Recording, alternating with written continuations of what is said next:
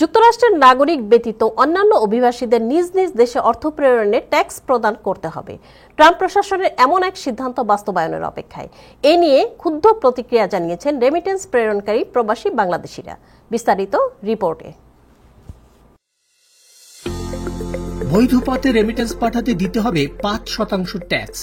ট্রাম্পের এমন বিল ইউএস কংগ্রেসে পাশ হওয়ার পর তা সিনেটের সিদ্ধান্তের অপেক্ষায় আছে। বিলটি সিনেটে পাশ হলে তা আইনে পরিণত হবে। এমন অবস্থায় প্রবাসীদের নিজ নিজ দেশে অর্থ পাঠানো অনেকটা ব্যয়বহুল হয়ে উঠবে বলে মনে করছেন বিশেষজ্ঞরা। আমরা ধরে নেই যে এটা যদি এভাবেই অনুমোদন পায়, তাহলে রেমিটেন্সের ক্ষেত্রে কিন্তু ট্যাক্স আরোপ হবে। তো এটি রেমিটেন্সের একটু প্রভাব তো অবশ্যই ফেলবে। না হয় বিশেষ প্রয়োজন ছাড়া কেউ দেশে টাকা পাঠাবে না, গেল এক। নাম্বার 2, অনেকেই এই ট্যাক্সকে ফাঁকি দেওয়ার জন্য অপ্রাতিষ্ঠানিকভাবে টাকা পাঠানোর দিকে ঝুঁকে যেতে পারে, যেটি বাংলাদেশে যে বৈধ রেমিটেন্স তাতে একটা ভালো রকম এফেক্ট হতে পারে। আমি Masud Rana Tapan, president and CEO Sunman global express. Sunman money transfer আমরা দীর্ঘ প্রায় 27 বছর ধরে বাংলাদেশি প্রতিষ্ঠানে, এই বাংলাদেশি কমিউনিটিতে আমরা টাকা পাঠিয়ে আসছি। আর আমরা বাংলাদেশ, ইন্ডিয়া, পাকিস্তান, নেপাল এবং ওয়েস্ট আফ্রিকাতেও টাকা পাঠাই। তো ইউএস সিটিজেন যারা, তাদেরকে কিন্তু এই 3.5% বা 5% দিতে হবে না।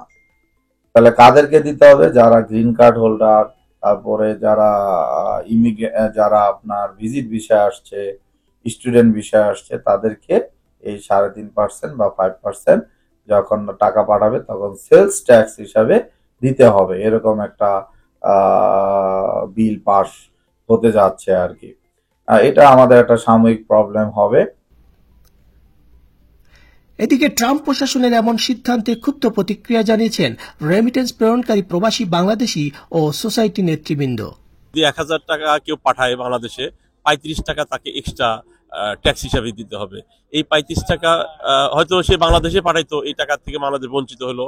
এই রেমিটেন্সটা এখানে যদি 5% রেমিটেন্সটা বসানো হয়, তাহলে দেখবো যে এখন যারা সরাসরি যেটা ব্যাংকের মাধ্যমে যে টাকাগুলো পাঠানো হইতো, এখন সবাই কি করে অন্য পন্থা বেছে নেবে।